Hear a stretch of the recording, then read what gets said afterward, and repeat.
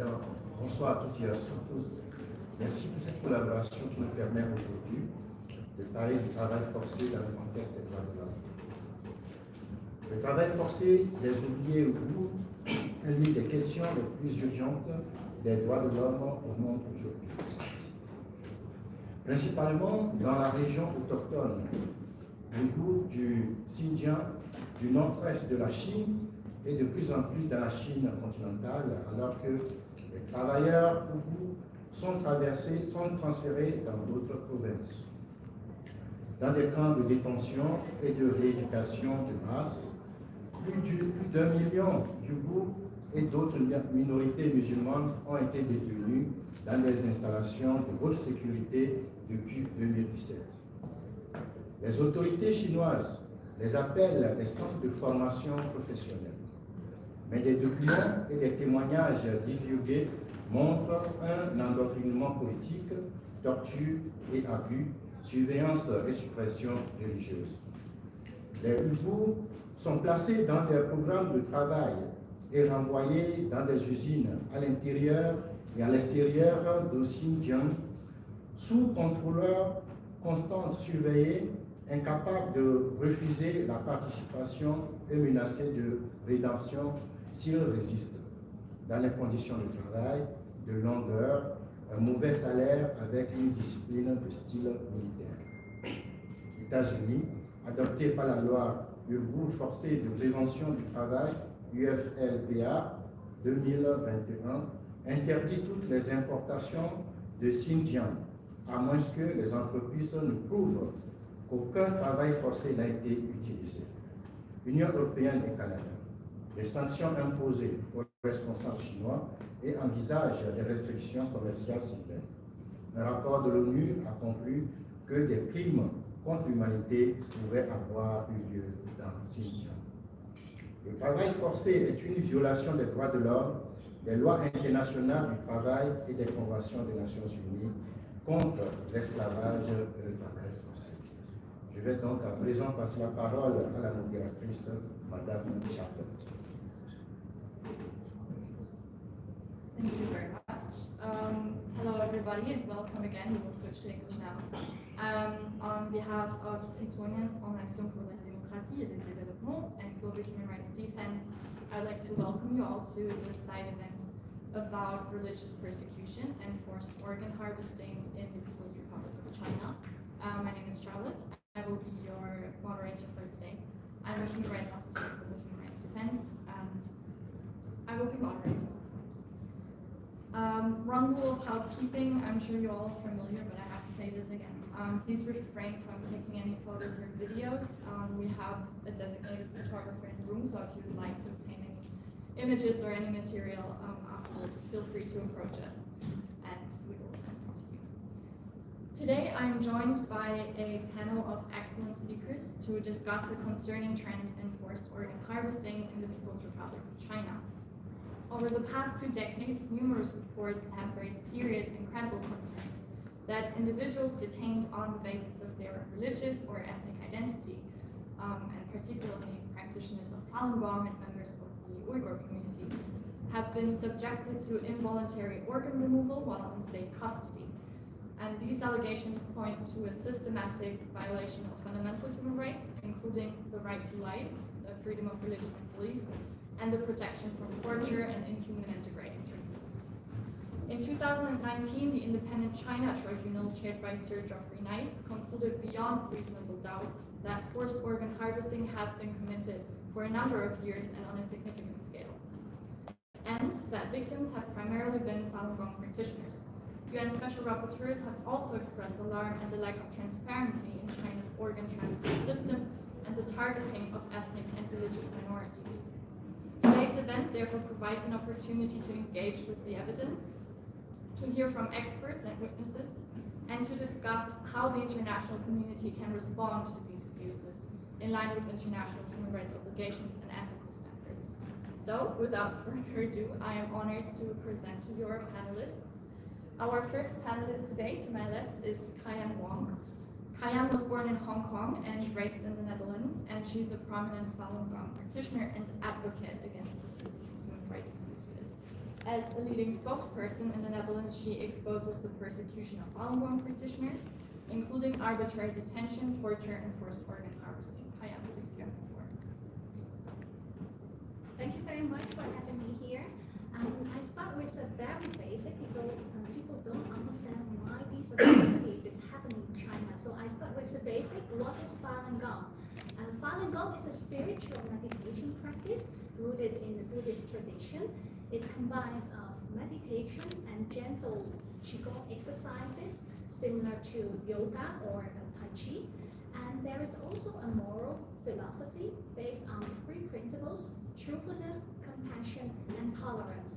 So practitioners try to, in their daily life, they try to live up with these principles, and they prioritize thinking of others first. And Falun Gong was introduced in 1992, in May 1992, by Mr. Li Hongzhi. And within a few years' time, it became one of the most popular forms of Qigong due to its health benefits. People who practice Falun Gong experience they are more energetic. They also feel more, they have a calm mind and positive outlook. And many have recovered even from severe or terminal illnesses. And many Chinese people view the 3 principles of Falun Gong as a representation of the traditional Chinese culture. So they see as a renaissance of the Chinese culture.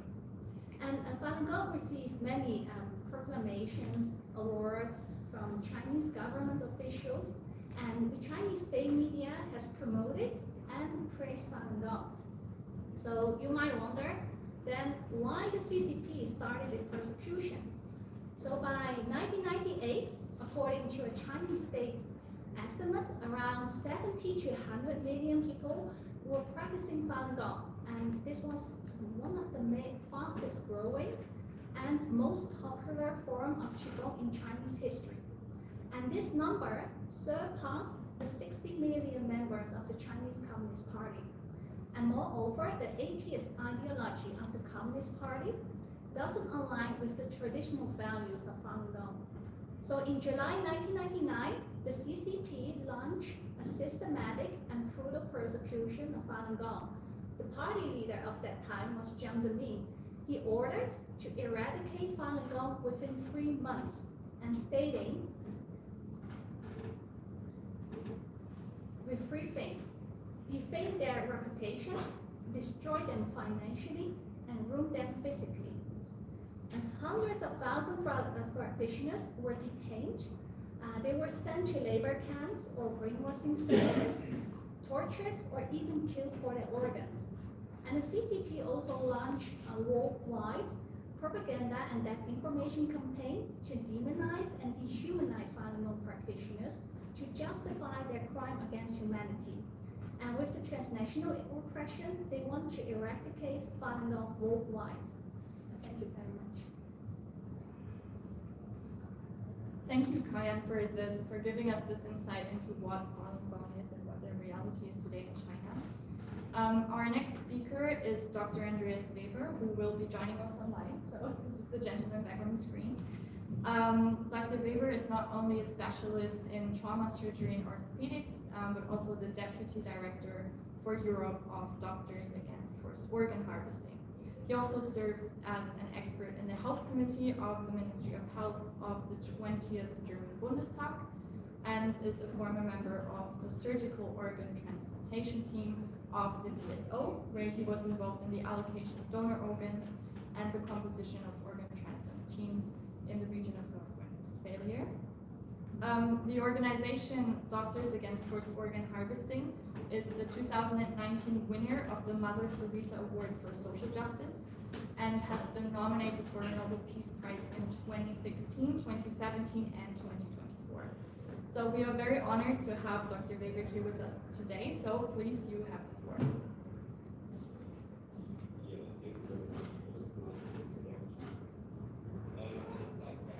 The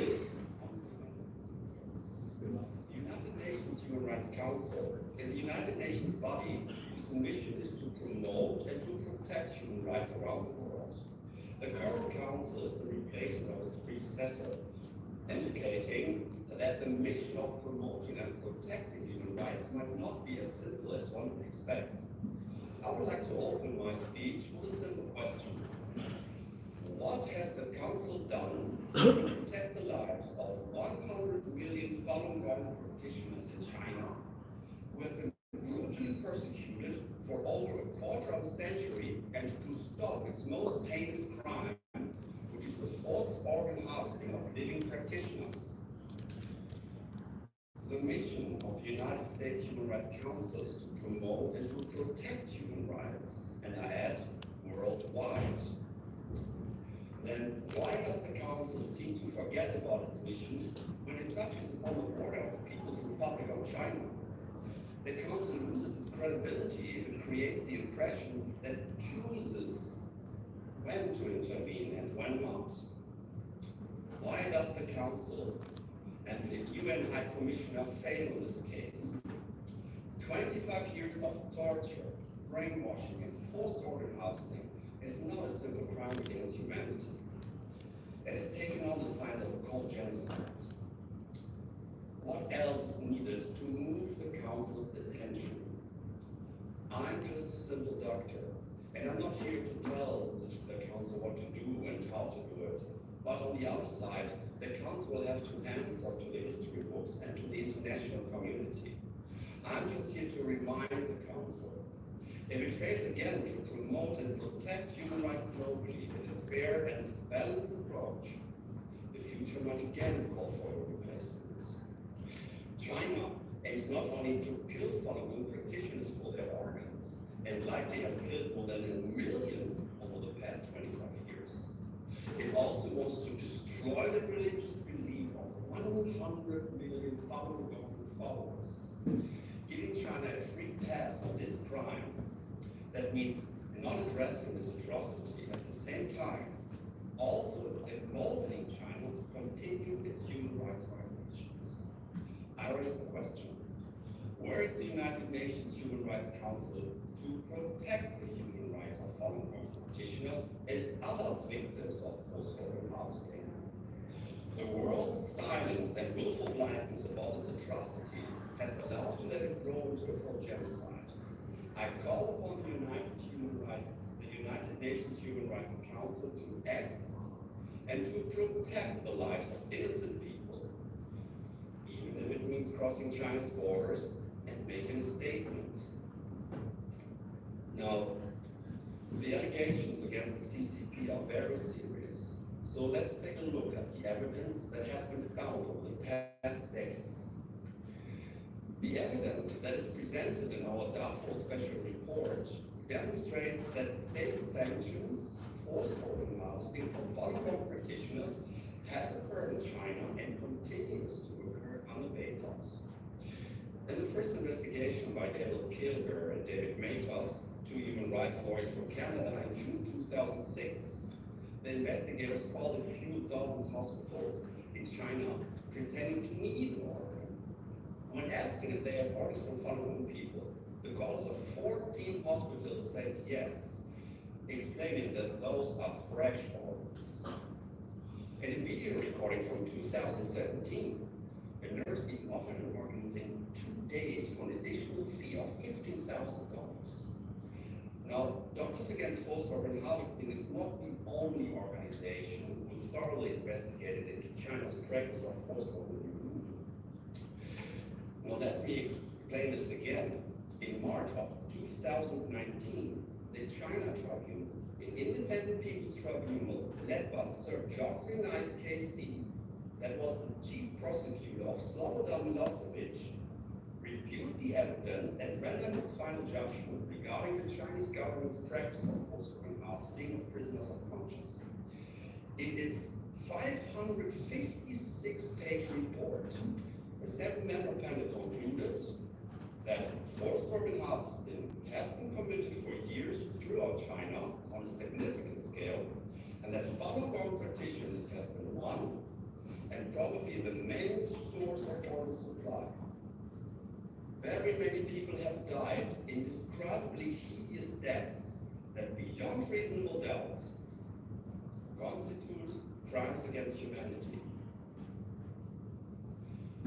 Due to the short period of time, due to the short time frame, I want to give you a rapid overview of the scope of the billion-dollar industry of China's organ transplant practice, which raises serious doubts that it's based on an altruistic donation system and should prompt the UNHCR to launch in-depth and independent investigations within China. First, I want to point out that there are thousands of witness reports which are indicative of procedures of preparation for forced organ harvesting, and they keep on coming in.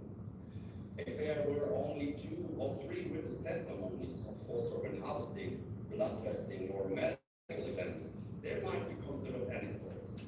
But if there are hundreds and thousands of accounts of blood testing, medical exams, threats that organs will be harvested, then the testimonies become evidence. The official annual transplant numbers from China follow a course that stands in stark contrast with other countries over a 20-year period.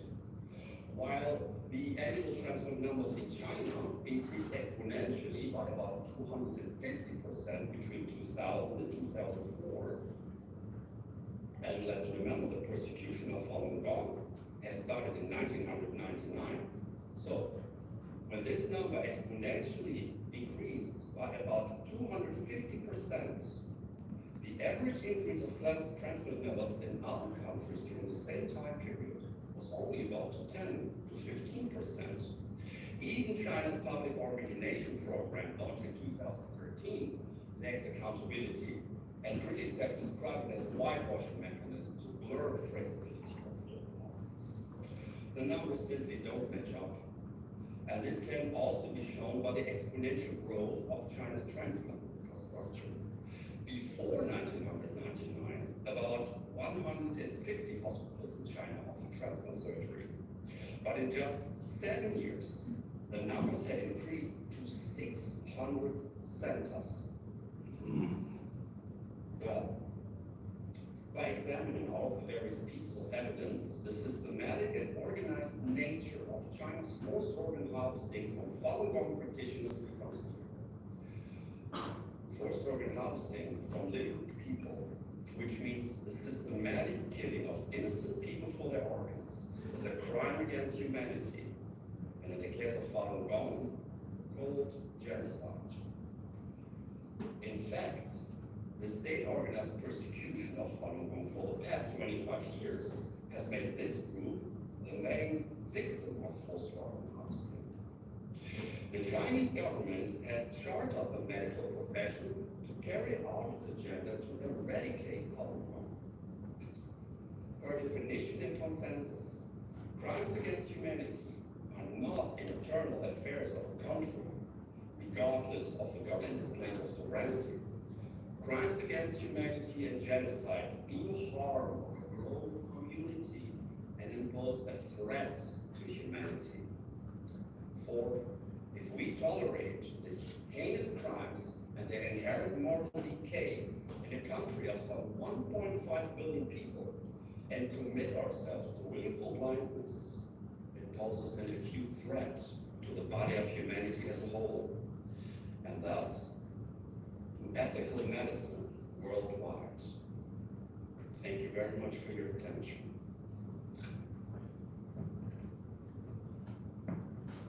Thank you very much, Dr. Uyghur, for painting this comprehensive picture of this concerning practice of forced organ harvesting. Our next panelist is Yumei Wu. She was born in 1958 in Liaoning, China. Yumei is a Falun Gong practitioner and a survivor of the CCP's persecution.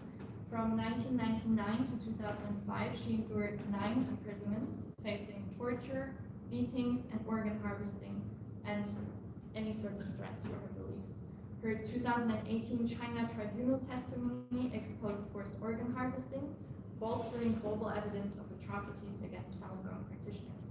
Yumei is currently residing in Finland, where she has spoken at numerous events to advocate for the human rights of Falun Gong people, despite facing harassment and surveillance near Helsinki's Chinese embassy. Please, Yumei, you have the floor.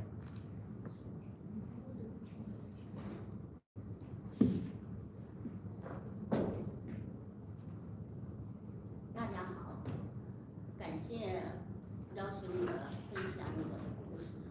我叫刘玉梅，是2005年离开中国，之后呢跑到泰国避难。2008年定居在芬兰。 Since Yume doesn't speak English, I will translate. Hello everyone, thank you for inviting me here to share my story. My name is Liu Yume, sorry. Due to practicing Falun Gong, I was persecuted and forcing me to flee China in late 2005. I sought refuge in Thailand and settled in Finland by late 2008. 在1997年。 我读了《算法论》这本书，在读书期间呢，我患有多种的疾病，类风湿啊，还有胃出血、十二肠胃溃疡。读了书之后呢，在40天之后呢，我的身体啊，不用一生气，焕然一新。所以我的这个变化呢，就是带动了我的邻居啊、亲属啊。 还有我的同事30多人。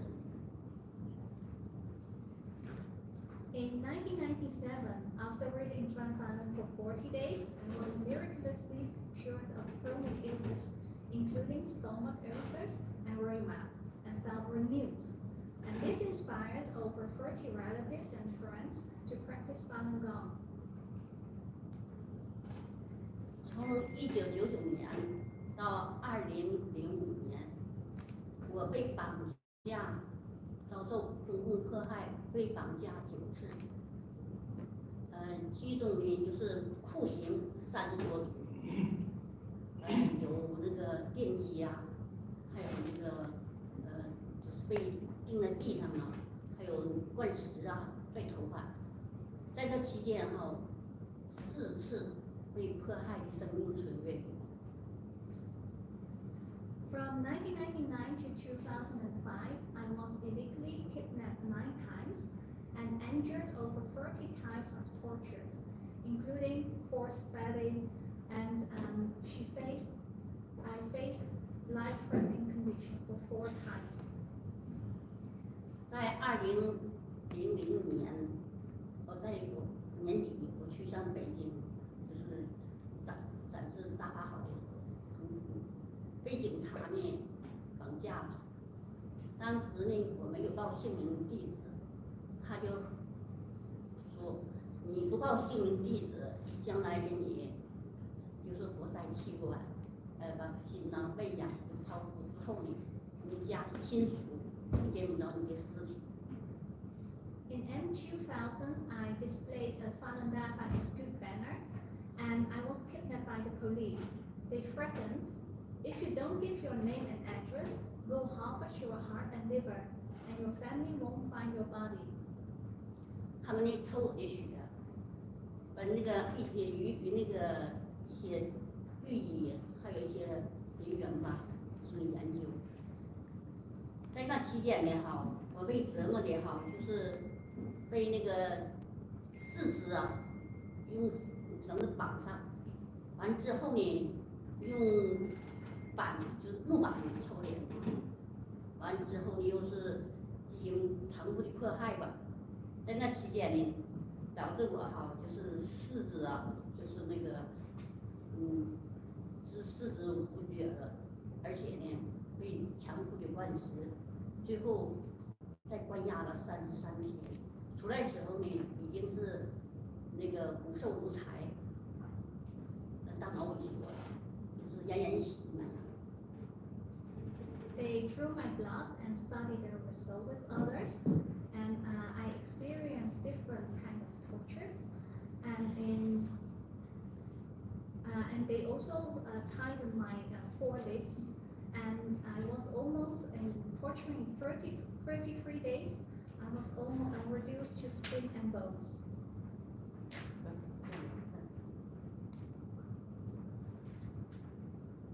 2002年，就是为了起诉江泽民吧，完那个在铁岭被绑架，这次绑架呢哈，被那个钉到地上，那脖子套环，完手呢还做那什么这个戴手铐。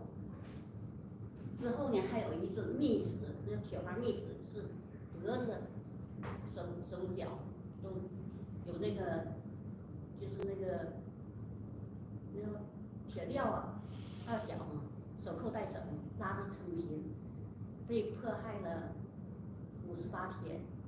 我定了58天，被迫害62天。And it was also once in 2000 because I sued Jiang Zemin, the person who started the persecution. I was kidnapped again, and I was tortured with different ways, and they tortured me for 58 days. 第一种的迫害，因为我就是反迫害吧，所以想逃出来，结果呢就是腰部摔伤，全摔碎，所以造很大的伤害。And once I tried to kidnap, and I fell down, causing my bones on the hips being broken. 在这期间呢，警察破门抄家6次，把家里的所有积蓄、金银首饰啊，还有一些那个存款啊，还有一些贵重物品一劫而空。And the police raided my home 6 times, seizing all my personal belongings. 我家里受迫害呀，因为就是我的妹妹刘玉清，她那个被迫害致死，2002年被迫害致死，年仅40岁。还有我的姐姐，还有外甥女儿，还有大姐、二姐，他们不同程度的被判1年至2年，劳教又拘留。She showed this picture. This is her sister, Liu Yuqing, and she was tortured to death in 2002. And that that time she was only 40 years old. And her 2 sisters and niece were also detained and sent to labor camps for 1 to 2 years. 特别是我的孩子，我被绑架之后呢，还在10个岁，而且警察就给他绑到派出所。特别是上学期间呢，学校向导呢拒绝他上课，在外边罚站，让学生不要鼓励他。之后他呢，就是我被绑架之后，他呢下午不敢回家，就在外边夜间就流浪，身心受到很大的伤害。Especially her son. Her son was when she was persecuted. He was in a teenager, and he was forced to leave school. And also, his son didn't dare to go home because her mother is being persecuted. 我的父母，他们也是学法律，在迫害之后呢，经常翻墙抄家。老人呢，因为在这个恐怖下面含冤离世，在09年到10年。My both parents, they also practiced Falun Gong, and they were harassed, and they in around 2009 they died. 我的丈夫呢，他也学了法轮功，因为腰部损伤，学完之后你身心健康。警察经常上单位去骚扰，而且呢逼他要和我离婚。他们被下来之后呢，做饭呐，上绿化去搬到卫生间去做饭，那房子那个窗户啊，都用上黑布遮挡，怕警察再次抄家，最后下来过早不死。And her husband has some pain in the back, and after practicing Falun Gong in his field, and he was also forced to divorce with her, and he was very afraid, and causing him to cook even in the bathroom, and he also died prematurely from stress. 虽然我到了海外，但是中共呢是跨国迫害。我呢在那个每天就上，因为这受迫害嘛，我就上大使馆抗议。大使馆呢就是呢有人跟踪，一直跟到家，而且呢还给我拍照。我家呢是多次被就是被那个什么残害。And although I'm now living outside China, I still experience the transnational repression because I go to the Chinese embassy for activity. Sometimes people follow me to home, and they also took pictures of me. 所以我的遭遇呀，是在中国法轮功学员当中属于冰山一角。就是至今呢，就是被迫害致死的有5224人，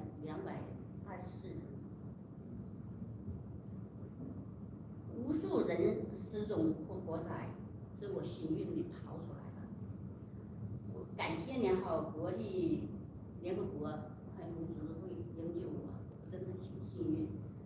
同时，我也呼吁联合国呀和正义的人士啊，对中共啊对这个迫害呀，应该制止，让我们中国人呢能平安度过正常的生活。谢谢大家。My suffering is just tip of the iceberg of the CCP's persecution. As of today, 5,224 practitioners have been persecuted to death, with countless others missing or subjected to live organ harvesting.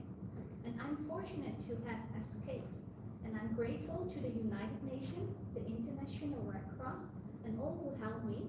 And I urge the international community to unite, condemn the CCP's crime against humanity and this inhumane persecution, and restore peace for the Chinese people. I thank you.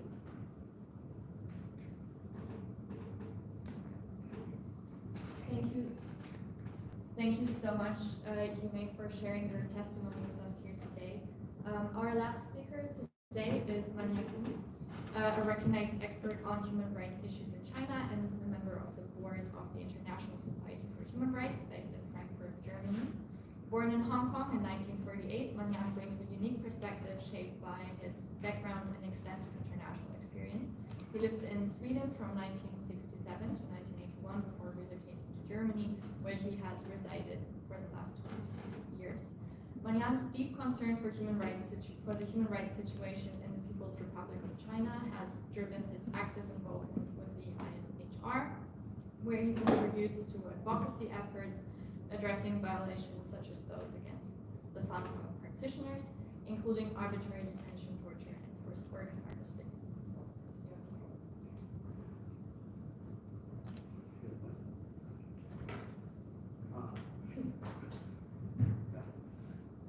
Okay, so dear ladies and gentlemen, very thankful that we all gather together to confront with such a crime against humanity. Due to different reasons, the reporting on persecution of Falun Gong has been relatively less than other persecuted groups.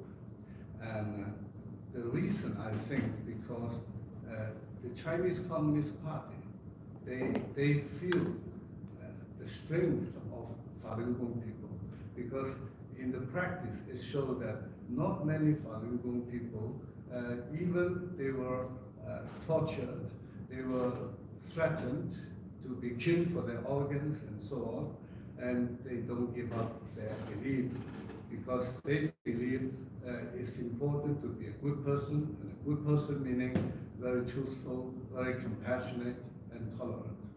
So, and that has given them a kind of spiritual power that the communists have difficulty to understand, that how come that they are so strong. And you should know that someone mentioned the party boss of the Communist Party 1999, at that time his name was Zhang. He was the one who launched this persecution. And he actually set up a kind of objective for his official people to achieve. And the objective is, within 3 months, they should basically eliminate Falun Gong inside China. And within 1 year, they should eliminate all Falun Gong outside China. So today, I am happy to have the opportunity to talk a little bit more about persecution of Falun Gong outside China. The reality is, of course, this party boss has never managed to achieve the goal. I mean, now it's 26 years since they launched the persecution in 1999. And we know that inside China, there are still a lot of people practicing Falun Gong. The only difference is they don't do it public anymore, not to risk their life. But you cannot, by violence and armed forces, to change people's belief. Well, the communists are difficult to understand that, because they are used to brainwashing. They think that they can, through brainwashing, and change everyone's belief and thinking. Now, outside China, actually, not only they have not been able to eliminate Falun Gong, Falun Gong has been actually much more popular today compared to 26 years ago outside China. I think there are practitioners of Falun Gong in more than 100 countries. In Europe, for example, every country has something between, say, 200 to 3,000 practitioners, something like that, because there's no exact registration. But this is my best guess. And now, the thing is, how do they do it to, so to say, extend the persecution outside China? I mean, inside China, because China is a one-party dictatorship, it's easy. The party can do whatever they want, nobody stops them. So, for example, in China, they can install 600 million TV cameras monitoring all people in China. these 600 million cameras are already installed, so you should be aware when you go to China. These 600 million TV cameras are connected in a network. They call it Skynet, 10 one. And it is capable of identifying every person in China, even if you are a foreigner, in China, maximum 2 minutes. In most cases, a few seconds. Okay? But this they cannot do outside China. I mean, like in Switzerland, it's probably not so easy to set up all these TV camera. But don't think that they give up because of that. A friend of mine, he is a former boss for IT department of a certain European country security department. Okay, so a kind of anti-espionage department. And he told me when he became my good friend. So he told me, he said, "Manya, be careful. Although you are living in Germany, you know, the Communist Party in China, they can find out everything about you." That was, for me, was no surprise, but I want to hear more details. And then he told me, and with very high certainty, that about, say, 12 years ago, the Chinese Communist Party called all the IT company, Chinese IT company, to them to have a special secret conference. And in this conference, the party boss make it clear for all these big IT company like Lenovo, who make computers, or Alibaba with online shopping, or TikTok, or you just name it, ByteDance and all this, yeah, and WeChat, all these big players in IT area. So the party boss told them, from now on, as quick as possible, you have your real-time connection to the big database center run by the Ministry of State Security, MSS. Yeah? So that means they should start to collect all information. So for example, you are not in China, but you use a computer from Lenovo, right? And every keystroke, if they want, they can register, even the password. Yeah? So to find out what you have been doing. The modern espionage is using big data system. That means they collect a huge number of data. And some data look like they are harmless. Nothing, like data about what you did yesterday, what you do today, when you start a car and you drive a car to that and that place. And by the way, I can tell you that all electric cars from China, made in China, are a perfect spying device.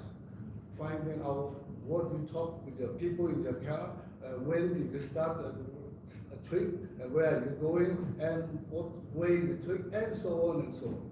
All this has to be sent in real time, that means immediately, to MSS Big Data Center. So now, I have no difficulty to believe that, because already for years ago, I know that my Western friends, they are ethnically German or Frenchman or British and so on, yeah, and they practice Falun Gong, and they wanted to go to China and see how the situation is, and some of them they never have a chance to get a visa, and the Chinese consulate people, they don't even explain to them, just say you should know yourself why. Some of them got visa and flew all the way to Beijing or Guangzhou or even Hong Kong, and they got denied to enter the country. So how do they know that he practiced Falun Gong? Because usually people who practice Falun Gong, they don't make a big hang up a big billboard saying that I am Falun Gong. Yeah.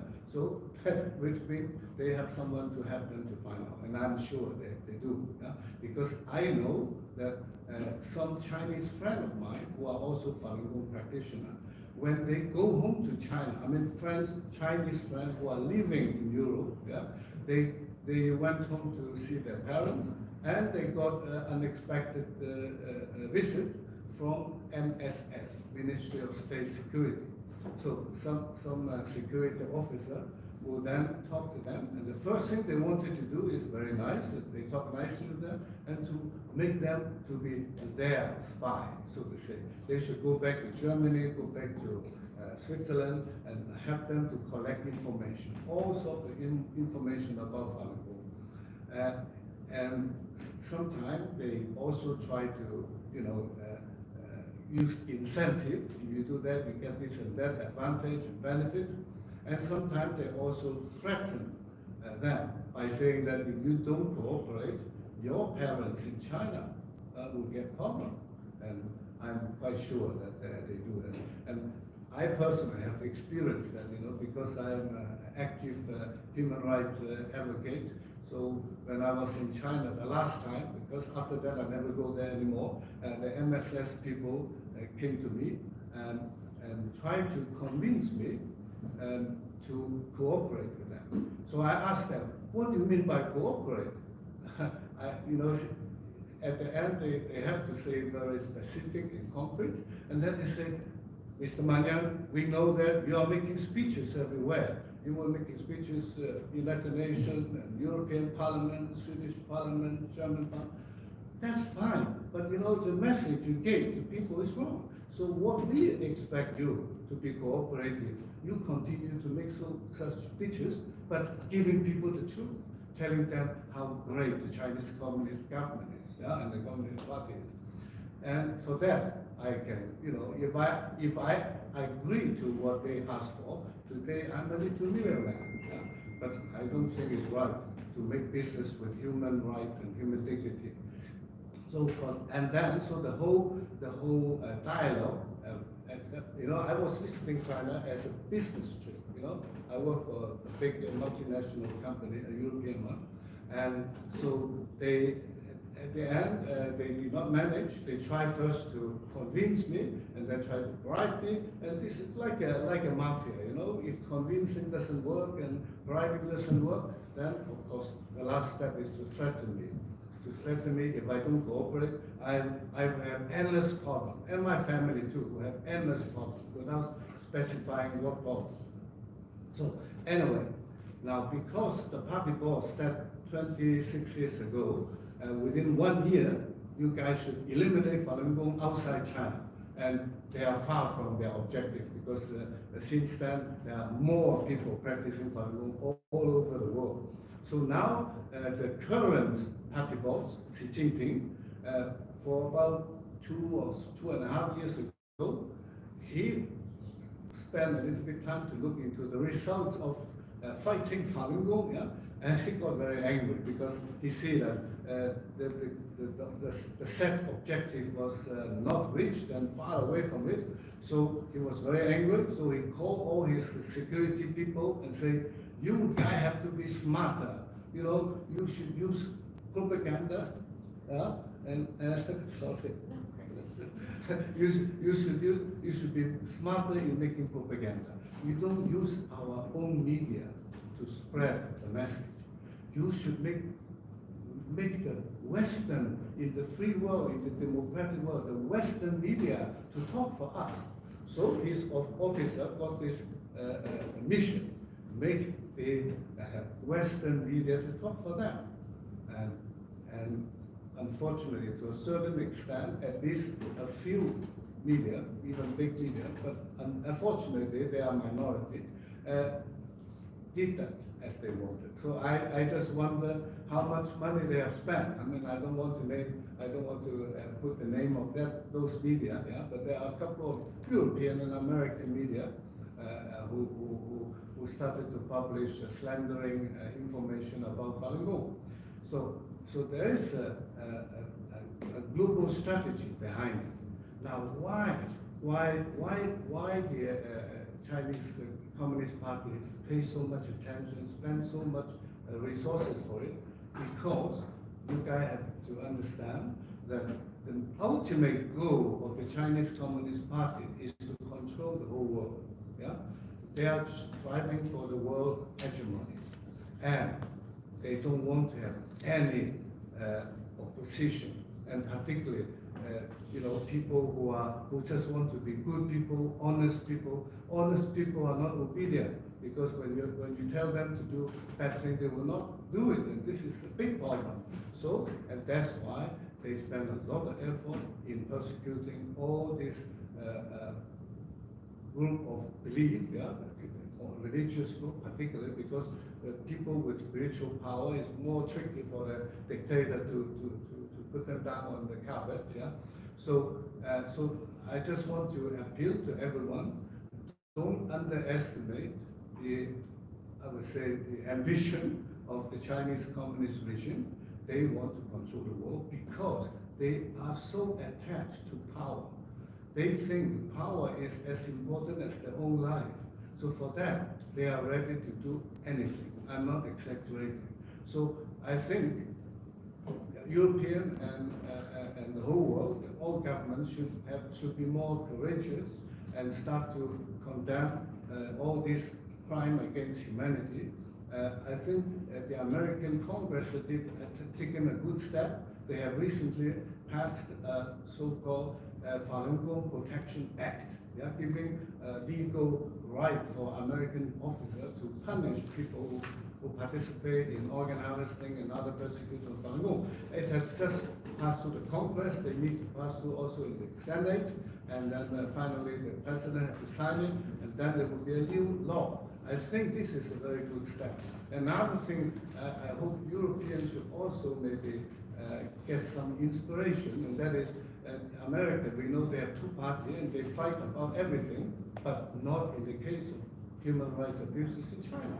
They are totally united. And I think this is something we should be inspired. We can have many discrepancies, but in the case of human rights and human dignity, no compromise. Thank you. Thank you very much, Manyan, for showing us how this affects Falun Gong people not only within China but also abroad. We unfortunately do not have a lot of time left, but I would move quickly to a Q&A. So if you have a question, feel free to raise a hand or raise a sign tag. Because we're so close on time, I would ask you to really stick to a question and do not go into slide speeches. So if anybody has a question, feel free to raise your hand. Yes, please. Yes, I would like to say that I listened to the speaker's statement, very emotional. It's a pity I have to say that as to the Xinjiang and Falun Gong, it's not only an issue of human rights. As to the issue of Xinjiang, it's about anti-terrorist, anti-extremist, and anti-separation of the nation. Xinjiang used in the past, in a period of time, used to suffer from the extremist and religious extremists. So the people's life has been endangered. And now, the Chinese government take various measures to protect people's live there, their rights of life, their rights of health, and their rights of development. You may see, if you have a chance to visit China and Xinjiang, you may see that today's Xinjiang is secure and stable, economic, developed, and all different nationalities or different ethnic groups together. So I see that in the year 2024, Chinese government invited over 500 overseas groups to visit Xinjiang. And also there are 5 million overseas friends travel to Xinjiang. They witnessed the beautiful scenery of Xinjiang, and it's stable and it's prosperous.